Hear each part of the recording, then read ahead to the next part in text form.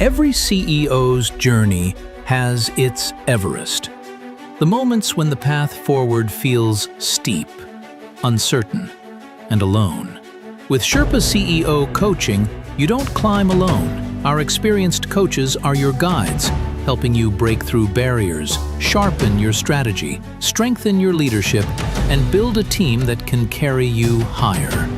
With tailored one-on-one coaching, strategic planning, and real accountability, your summit is within reach. Sherpa CEO Coaching, your guide to confidence, clarity, and extraordinary business growth. Get coached and learn more at sherpaceo.com.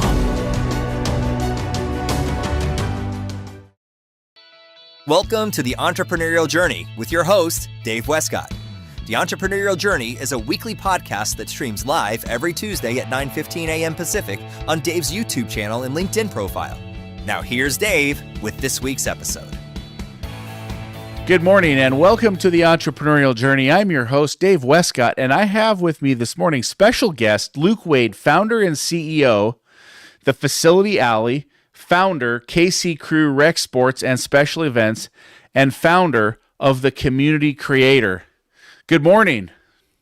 Good morning. Nice to be here. Just as clarity, it's Facility Ally. Facility Ally. I appreciate that. I don't know why I can't read. It's been my problem since the fifth grade.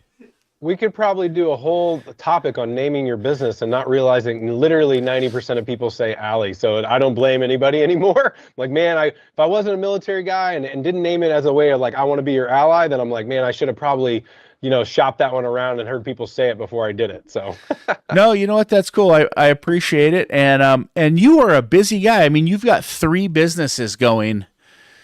That is a lot to take on, my man. How do you find the time?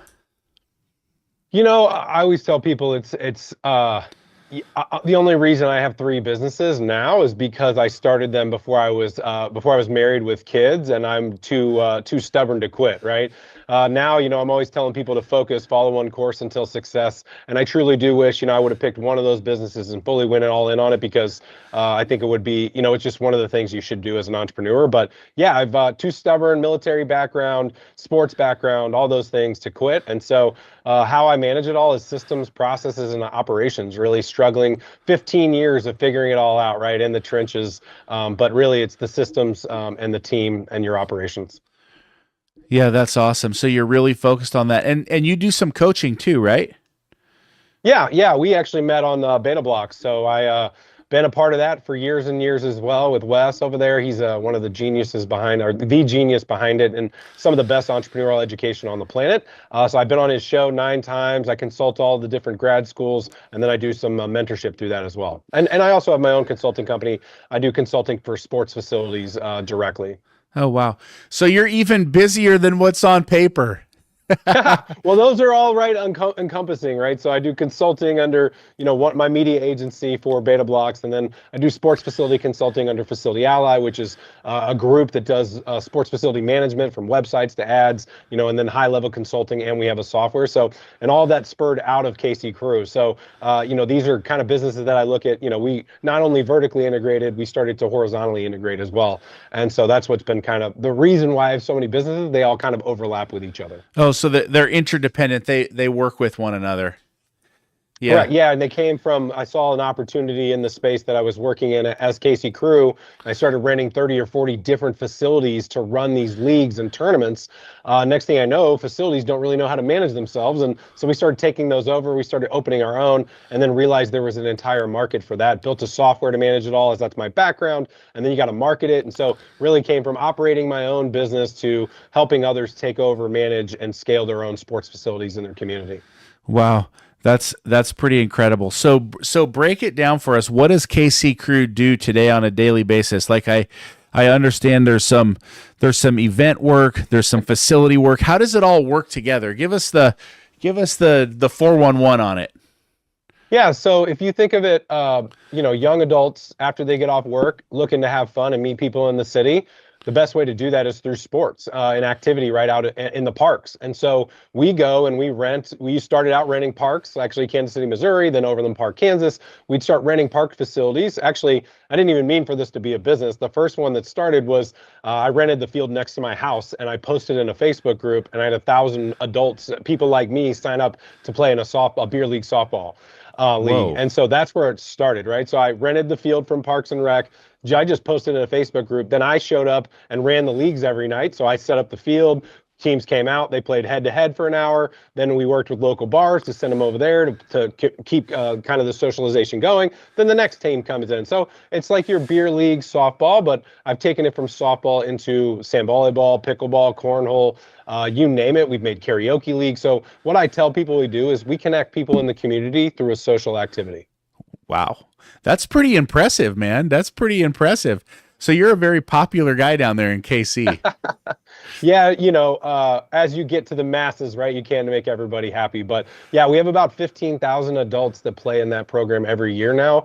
In the last 14 years, we've had over 150,000 people play in Kansas City alone. We've expanded just recently into a couple other markets. But yeah, at the core of it, that's our sports leagues. We've expanded into what else do young adults like? And pre-COVID, it was pub crawls. So we started doing zombie pub crawls and 0.5Ks, and we started doing all these different social events to kind of supplement one-day activities over a weekly league commitment. And then it got into sponsorship. So really just double dipping on everything we already had that made it a win-win-win for that business. And then, like I said, I built the systems, I built the software to run those leagues, then started managing facilities, and then I started marketing it all. And so really, I call myself a bootstrap founder. I really enjoy building things. And so I like to create the systems. I like to figure out how it all works. And then once I figure it out, I kind of get bored and hire somebody or pass it off to somebody else. And so that's one of the reasons I say that I, again, have all these businesses is I was the one who kind of created it all. And then people started asking and hiring me to do those things. And so really had to scale into these other markets. Wow, that's super impressive. That's super impressive. So all this started 15 years ago, right? 2012. 2012, yes, sir. And when it started, it was, I mean, did I get that right? It was basically by accident. It was like, hey, I rented the field next door. I created a Facebook group. I got 1,000 people that wanted to play softball. And now we've got an organization that served over 150,000 young adults in the greater Kansas. I'll just call it the greater Kansas City market. Yeah. Yep. Yeah. Because we operating around about 40-mile radius outside of Kansas City now, and so that's exactly right. I tell people I was being lazy. I lived downtown. I was working downtown, and downtown was really not cool yet in 2012. Now it's amazing, right? We've got the Royals baseball stadium. We got a women's soccer stadium. We got a streetcar. We've had the draft down here. So like downtown is super cool now, but 15 years ago it was not. And so I was tired of driving 30 minutes to play in a softball league. I'm like, man, I live downtown. I work downtown. Like, why aren't other people playing downtown? And so like I said, I rented the field near my house because I was living downtown. I actually posted in somebody else's Facebook group, so I didn't even create my own yet. Wow. And that group got so much interest that it just exploded from there. Wow. So downtown KC was at the time, was it kind of like one of these older towns that have been around for, I don't know, 100 plus years, and they're just kind of not a lot going on, and I don't know, just kind of a dull space? Yes. Is that kind of how it was? Yeah, it was on the rise in 2012. We have what's called Power and Light District. We have what's called T-Mobile Center. Like those things had just opened in 2011, 2010. And so it was starting to become cool. And that was the whole initiative of those movements. But yeah, there's an old music video. I can't remember the name of the band now, but they shot their music video in downtown Kansas City. And the setting was like a desolate place with nobody living there. Like that's how slow, and they didn't have to close the streets. Like that's just how slow Kansas City was.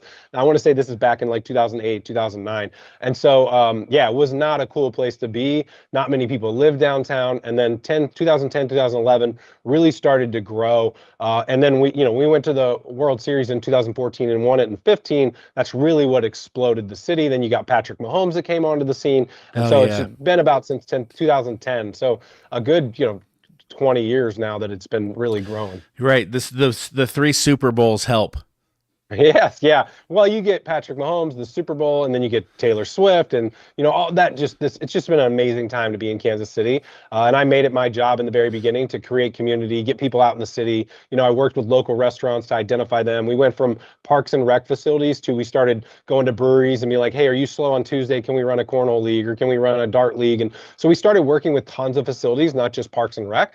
We call ourselves a gap filler. You tell us when it's slow, and we'll come in and we'll program it. We market it, bring people in your door. And so we really got, my habit was knowing what was cool in Kansas City. And it was for me, right? I talk about focus. For 5 years, I truly only focused on growing leagues in downtown Kansas City. Now, like we talked about, we're all over, right? We're all over the metro. We're tons and tons, 60 different locations, right? But my main focus for 5 years was only downtown Kansas City, and it was only for people like me. So I was 26 years old. What did I like? What did I like to do? And I literally was going to bars and making pub crawls and events up that I thought would be cool. And so now I'm a little bit older. I got to talk to my staff more to figure out what's cool anymore. But that was the premise of it, is like, what do I want to do? And it was to meet new people. And most of my friends I have today, I met through my own organization. My wife, I met playing sand volleyball. So, it kind of speaks for itself. Wow, that's pretty amazing. I bet a lot of people connect and build relationship and kind of start their life off in these events. It sounds absolutely incredible what you've been able to build and accomplish. So when this happened, and the Facebook post, the baseball, all of that, and you grow it into this, did you have any training in business before that, or was this just like, let's go? Yeah, no training in business at all. Actually, I make that joke. So it was 3 years into the business, I left my full-time job, and I've been trying to figure out how to run a business ever since.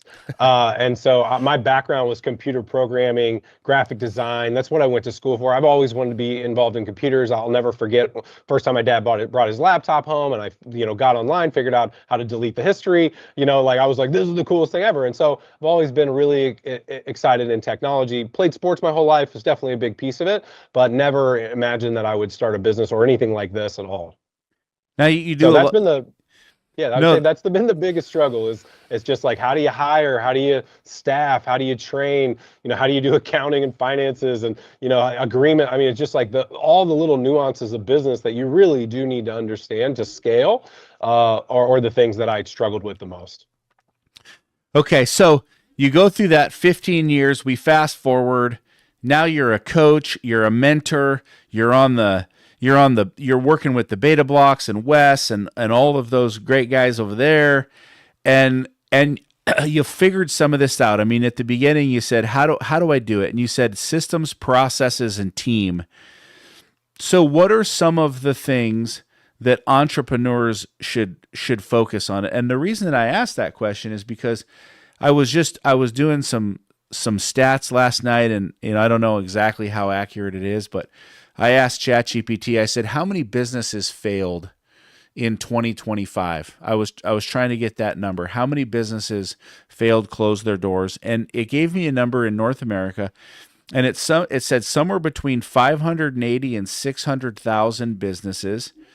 These are businesses that are some sort of LLC, sole proprietor, something like that, failed in 2025, like closed their doors for X amount of reasons. And the reason it came up, because I was thinking about Spirit Airlines, and, I don't want to bail out Spirit Airlines. Like, I don't want to pay my tax dollars to bail out an airline. And so I was thinking about that 580,000 to 600,000 businesses closed. You have figured something out. You have put together something. In those statistics, it said that 75% of all businesses are gone, failed, closed, merged after 15 years. You've made it 15 years, so you're in the top 25% of all businesses that have made it. What I'm asking you is, what do you think for the entrepreneur out there are the top 3 things they have to do to be successful in business? Yeah, 100%. It's wild. I think about it too, because I hear it's something like 75% of businesses fail after the first 5 years. And so it's crazy to be at the point where we're at today, for sure. And very, very, grateful for everybody who's basically supported to get here. So now I know this. I did not know this, but I would say the number one thing is truly understanding your cash flow and your accounting and your finances. So especially if you're just getting started, that's the best time to learn it because it's going to be smaller. It's going to be a little bit, less to deal with. Obviously, unless you've raised money and you're scaling very quickly, you're a tech venture, whatever that's a different concept. But if you're starting a bootstrap company and you're starting with bare minimum, you're starting with your savings or, you're pre-selling things, right? The best thing to do would be to understand your cash flow. I outsourced my accounting for I think 10 years, and we had more issues than I care to disclose, which is again part of my learning. Sure. As like I had someone else telling me how the health was, setting things up. Essentially, they were just another business who were hiring people to manage my books. So when that person left,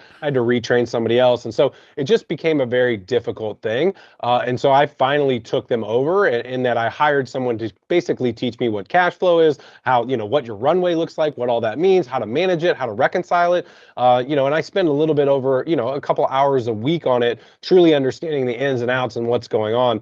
And that's at scale today. So you could do it very minimally. So I think that's number one, because that's the only way you can truly understand.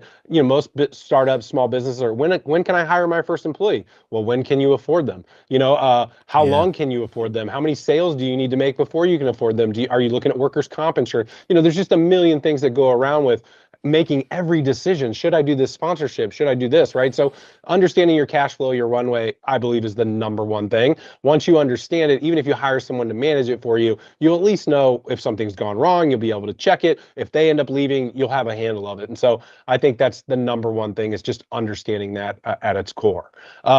Number two would be hiring. I think obviously once we're all, as a startup, as a bootstrapper, I like to hustle, I like to make money, I like to figure things out, and then I like to hire someone to take over the job that I don't want to do, right? I always tell people, track your time for a week, put it into two buckets. One thing sucks your energy, one thing gives you energy. You should be only focusing on the things that bring you energy and give you energy. The things that suck your energy is a job description that you hire someone else that gives them energy, because they're going to do it way better than you ever would have. And so the truly knowing, like, all right, I understand my accounting, I can actually hire someone next week and afford them for 6 months. Awesome, let's go hire somebody. Well, how do you find the right person? How do you train them the right way? How do you onboard them? How do you manage them? How do you incentivize them? Most of us look at employees as just that, employee, someone to fill a seat. But if you're a startup and a small business just getting started, that person is your future partner. That's someone who's going to grow your business with you. So why not spend the time and effort to find the right person, incentivize them the right way, so that they're just like you, an extension of you in growth. So I would say those are the number one and two things. Three, I could go a bunch of different directions, but That was really, really good. I mean, you really broke that down. I really like what you said. Hey, if it gives you energy, invest your time in it. I call that HPA, highest payoff activity. Get in there with your HPAs. And if it sucks your time and you don't like it, get rid of it. Now, I'll take that back to the first answer, which was cash flow, accounting, so on and so forth. Most people hate cash flow and accounting. Like, they hate to, I got to know the numbers. That's the first thing they want to get off your plate. And it sounds like in the beginning that was something that you got off your plate as well.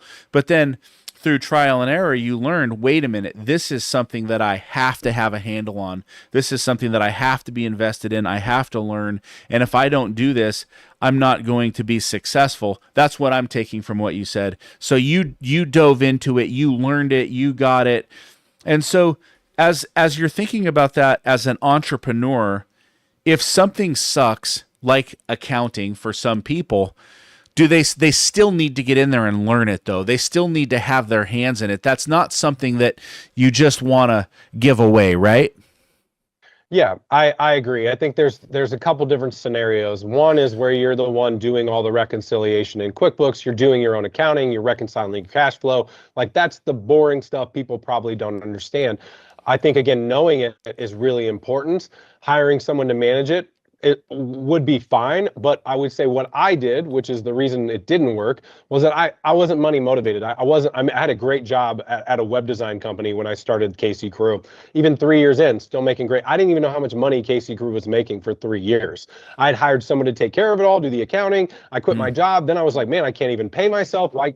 I can't even pay myself. Why can't I pay myself, right? So it was just this, like, I don't understand this, what's going on, because at first I didn't care about it. It didn't matter how much money we were making. Sure. It wasn't my top priority, and I've never really been money motivated. But now that it is what it is and how big it's become and how many people it employs and also serves in the community, it's a responsibility of mine to understand it so that I can make sure it doesn't fail.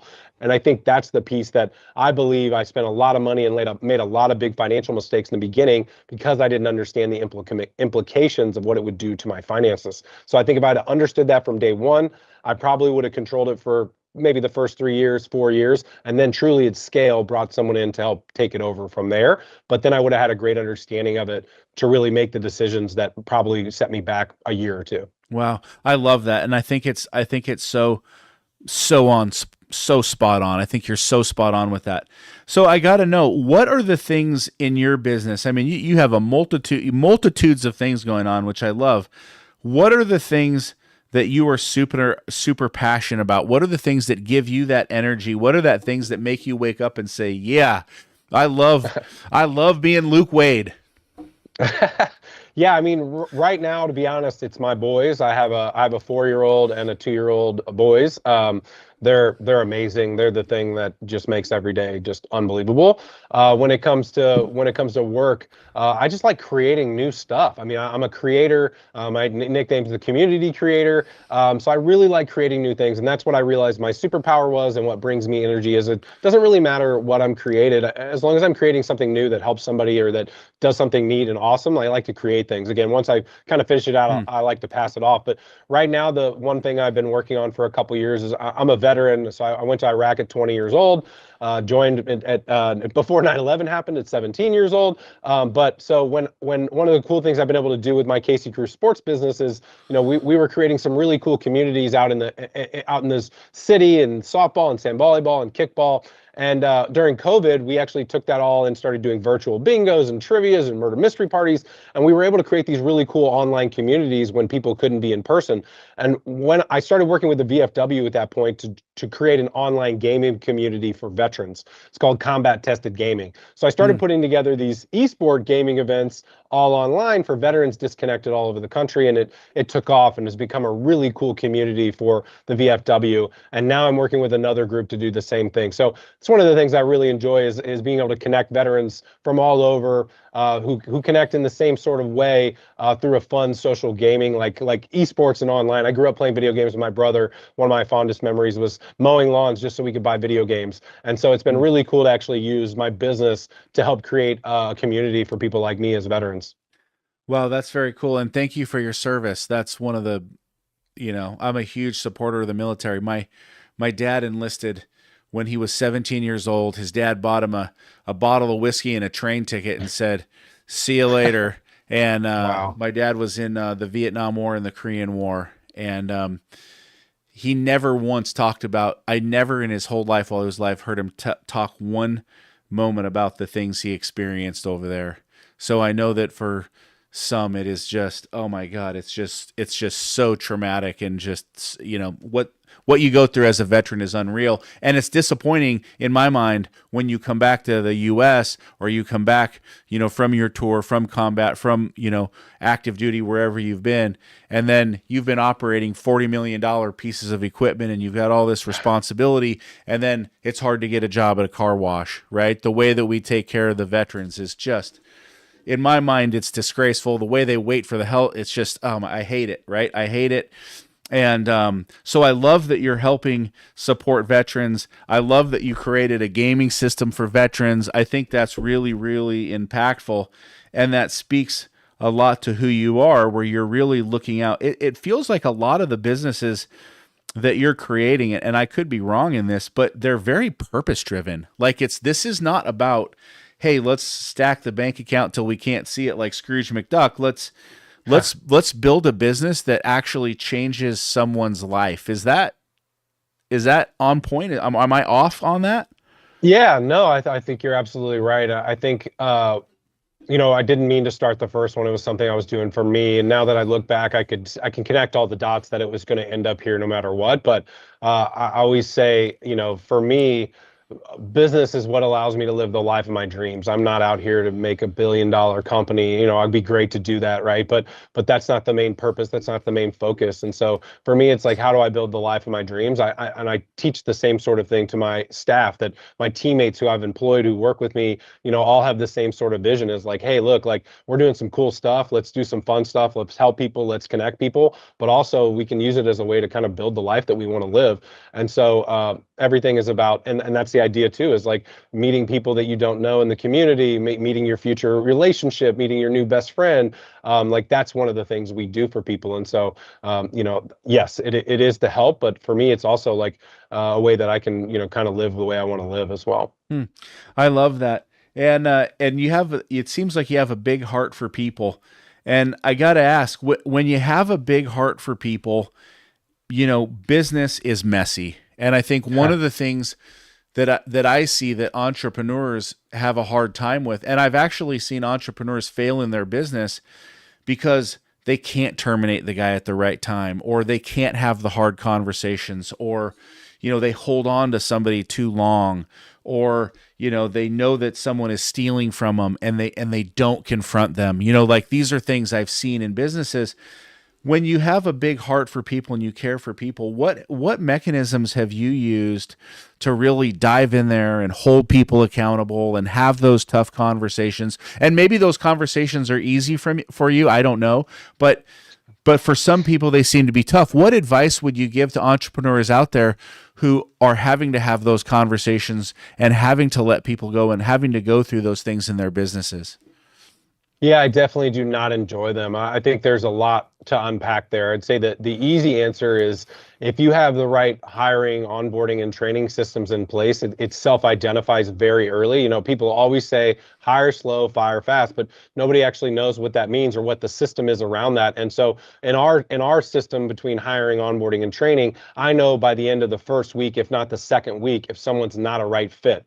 The mental trick there is realizing that if someone's not a right fit, they're not going to be happy there long term. I don't want someone grinding it out just because maybe they're too scared to quit, or they're like, I really need this job or this money. Ultimately, they're going to be a happier person if they find the right fit. And so it's one of those things of like, hey, it's not the right fit here. Let's both go our ways and find the right fit. And so that's kind of the easy answer.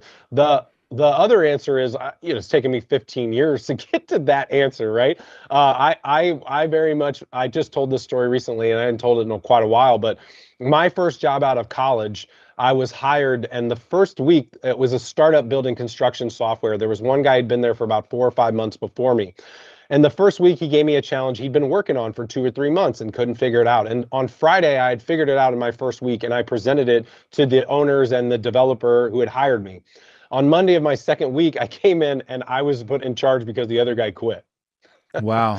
So he was scared that I was going to take his job because I figured out something in 4 days that he hadn't figured out in 3 or 6 months. And so I, at 24 years old, got put in charge of hiring and firing for this startup construction software company. Wow. And that was extremely difficult. I had to hire and fire people older than me. And again, learning how to do that correctly and what the right things were. And then starting my own business. I kept the wrong person for 4 years. So all of these things I'm telling people, I make it sound so simple, but it's things I've learned in the hard, grueling way of doing it the wrong way. Ultimately, I ended up hiring an HR consultant to help me with hiring and firing so that I could see the right way and understand what goes into it, and then basically learn that to create the systems I have now that I can do it myself, because I, again, set expectations the right way. I set markers and training points so that if they don't hit those, it's very clear whether you are or not the right fit. And now I've had 4 or 5 people go through the same process. They're the right fit. They're excellent. So if you're not hitting the same metrics in your first week, we're concerned by the end of the second week, you no longer work here, because it's not my systems.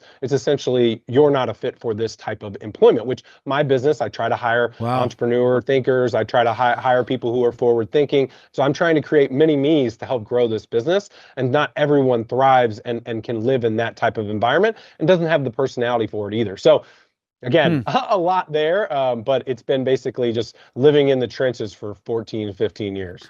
You know what? I interview thousands of CEOs and entrepreneurs. I think that's the best answer I've ever heard on that. I love Well, that thank you. answer. I think that is so spot on. And I love the system that you've put in place. Like, I really love how you walked through that. Like, you hire, you train, or you onboard, then you train, you set expectations, you set markers. And if they're not the right fit, you're not having to go in and have these hard conversations. You're not having to, I mean, all those conversations are hard. I don't want to take that away from it, but you're not putting yourself in this really precarious situation because you've built the system that's basically like a plug and play, that this is how we do it at KC Crew, no matter what vertical you sit in.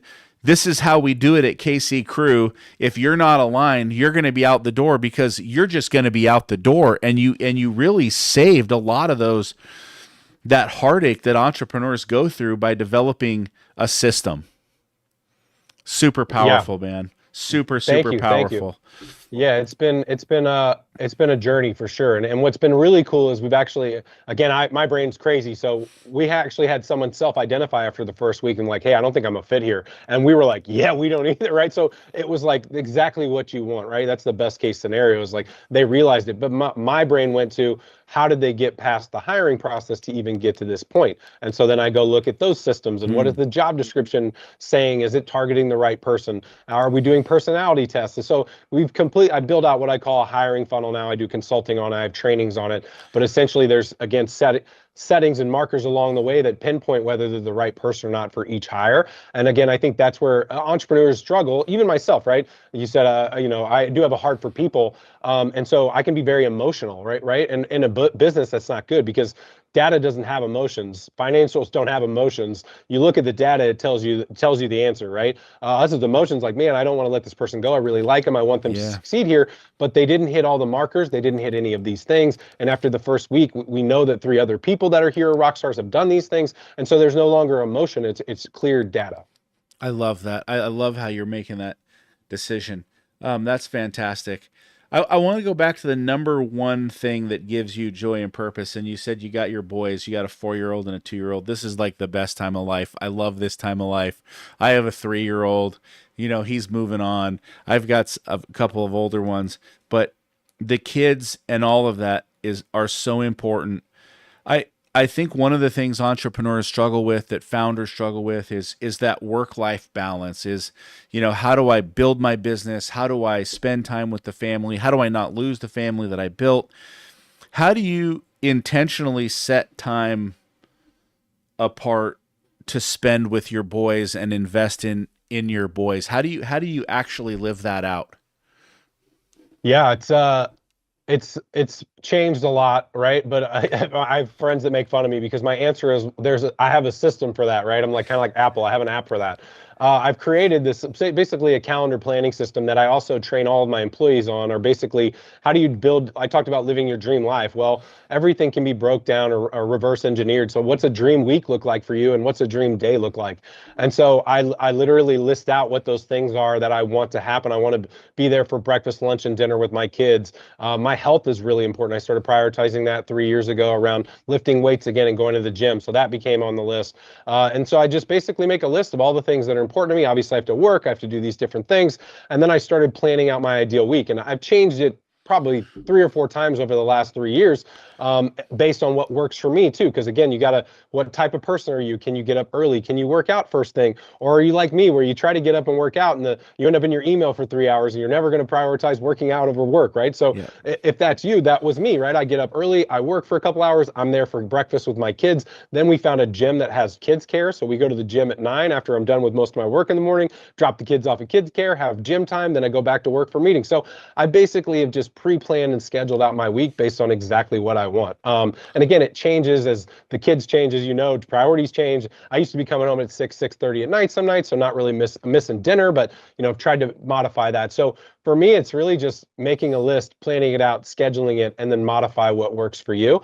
And I call this like basically calendar planning. And like I said, I have trainings for this now. I train my staff on this too, so that they can be efficient and kind of get everything they want done, including their personal life.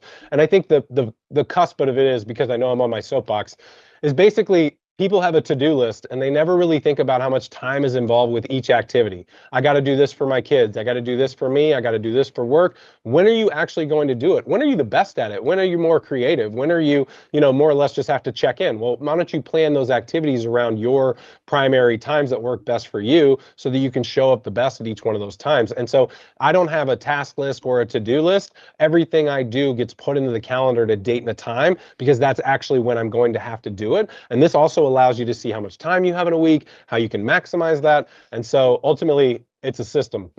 Wow.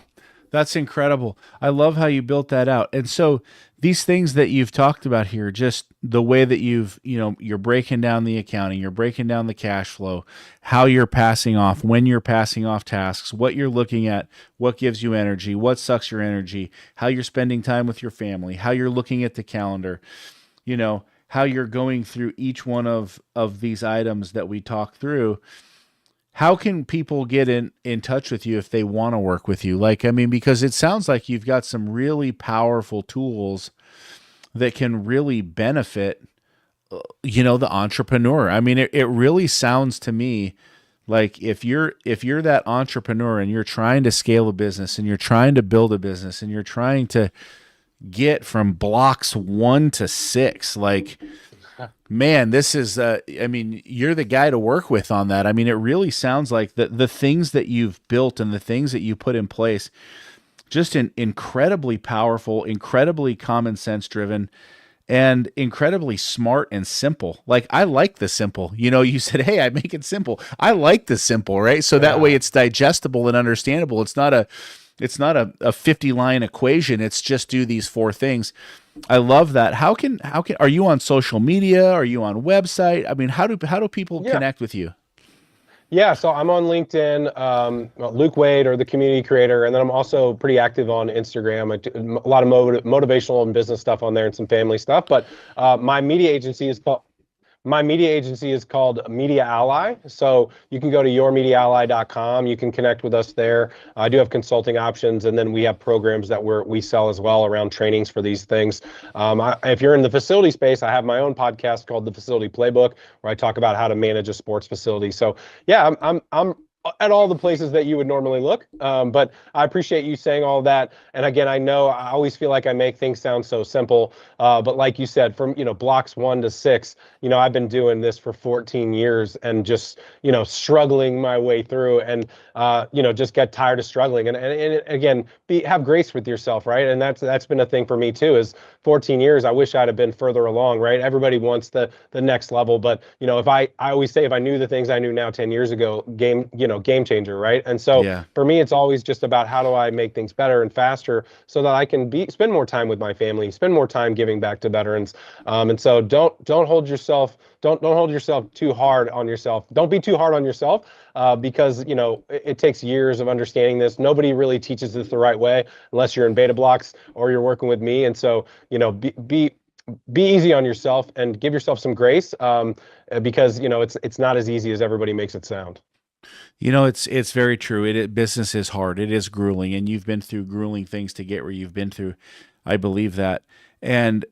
But what I think what you've really put forward is, this is how you build a business that's lifestyle. This is how you build a business that's purpose driven. And I think those things are more satisfying than money, because if I look at it, you can have the bank account that is so full that it's never gonna empty, right? You can have that, but you can still be empty inside. You can lose your wife, you can lose your kids and never see them. Those things can go away. You can build a monstrous business and never help a single person along the line. You can do that, be cold and heartless and empty, and you're never really a happy person. And it seems to me like you just have a joy about you. Even when you're talking, you just seem like a happy guy, right? Like, hey, I started a business that's seen 150,000 people participate in it. And it was a Facebook group post, like, let's play some baseball. So, I love how you've just taken that and done it, but you've also been in the trenches and you've fought the hard wars and you've done the battles and you've learned things the hard way. And I think that the best coaches, the best mentors, the best people that help people along their journey are the people who have been in the trenches. Like I don't know that I can take advice from somebody who hasn't been in the trenches. Like you can tell me all day long what all the books say, and I can read those same books too.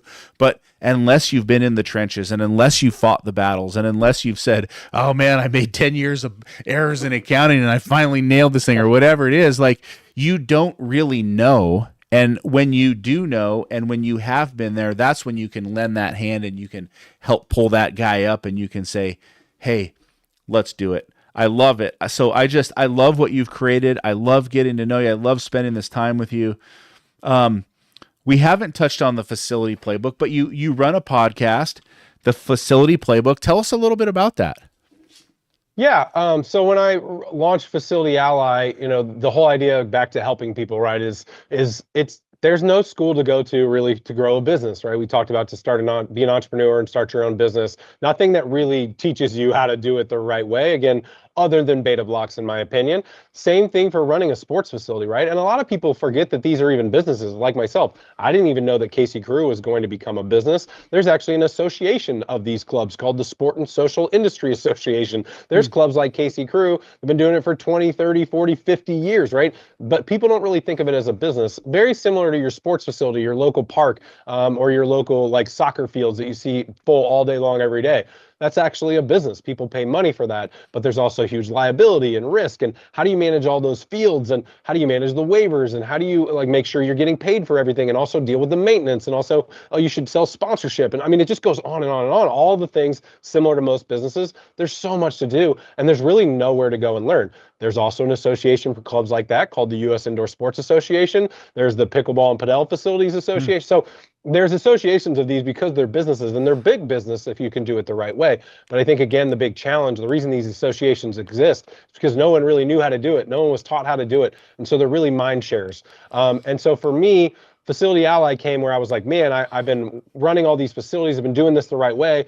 And people started asking me to help them with their facility. I'd built a software. I'd been marketing. As Casey Crew, we started renting facilities and taking them over. So then I ultimately had to learn how to do it myself.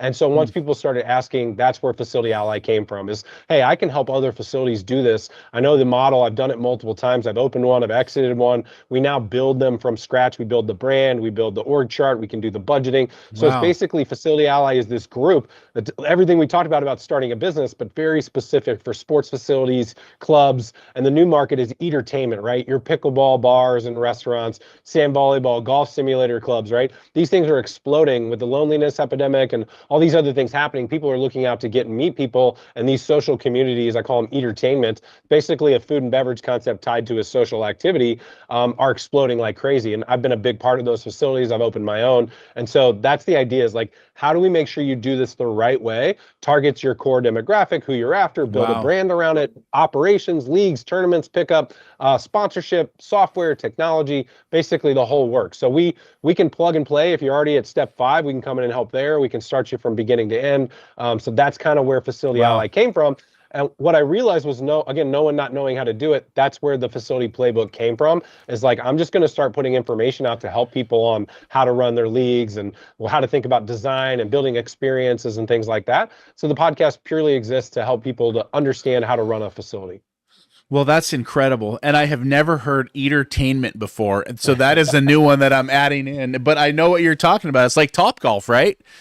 Yep. You get out there and you swing the club and you have some tacos. Yep.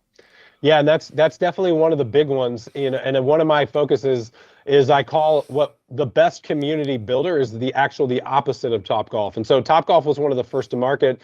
Awesome idea. I'm very jealous of the technology, everything they've done there. But if you think about it as a community level, you're not going to go there more than once or twice a year, because how much money you spend there every time you go, right? So they do really big with corporate events. But also every hour they're asking me to spend more money while playing golf, right? And so the way I look at it as a good community builder, as a local facility, not a Topgolf, is why don't we want someone to come in 2 or 3 days a week rather than once a year? So let's build an experience around them. And basically that's what really helps your facility succeed. It's similar to Casey Crew.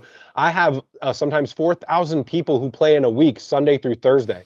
not Friday and Wow. Saturday. These are the days that most places are slower. Parks, facilities, restaurants. And so we're able to activate these people weekly, but it's costing them $5 or $6 a week on average, spread out over time, right? So now I got 4 or 5 people playing, or got people playing 4 or 5 nights a week rather than once or twice a year, right? And so that's the way I think about community and these entertainment concepts, is to truly survive and thrive is you've got to build your concept around the local community. That makes a lot of sense to me. I can see that happening. So when you're building one of these out, there's really 3 streams of income, right? There's sponsorship, there's the event center. I don't know if they're paying you something or not, and then there's the user, right? So potentially all 3 of those people are paying income to you to make this happen, right? Yeah, one of the coolest things I created, which took quite a while, is what it's now called the post game. But it basically, when you play in a softball league, you're signing up for 6 to 7 weeks. You're going to come every week, Tuesday night, you're going to play softball, then you're going to play again. You're going to do it over 6, 7, 8 weeks.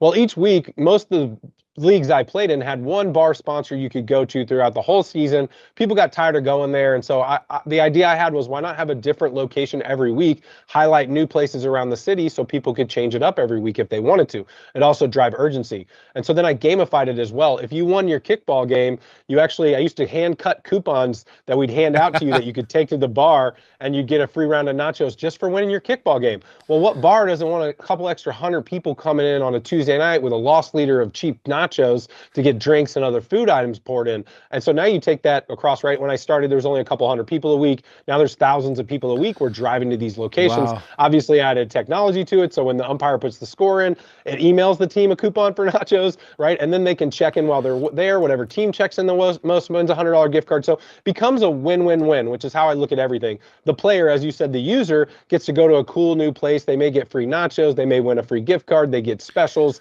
The restaurant, the local venue, gets people in their doors when they wouldn't have on a Tuesday, Wednesday, Thursday night. And then, yeah, me as a business, the bars now pay us to do it. And then I go sell a sponsorship on top of it that's ran on special at the bar as well. And so it becomes a win-win-win for everybody. Incredible. And then just gamified it with technology. So incredible, man. You are off the charts. All right. I mean, I got one final question. We got a big billboard on the side of the road, a whiteboard, big billboard. You can say one word, one sentence, one phrase to anybody out there. What do you want to share with the world? I would say just breathe.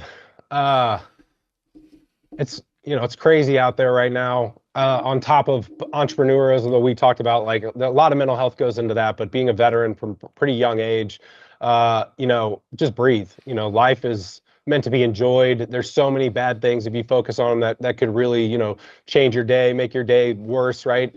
Just take a big breath. You got this. At the end of the day, you can make life whatever you want it to be. And so take a big breath and move forward.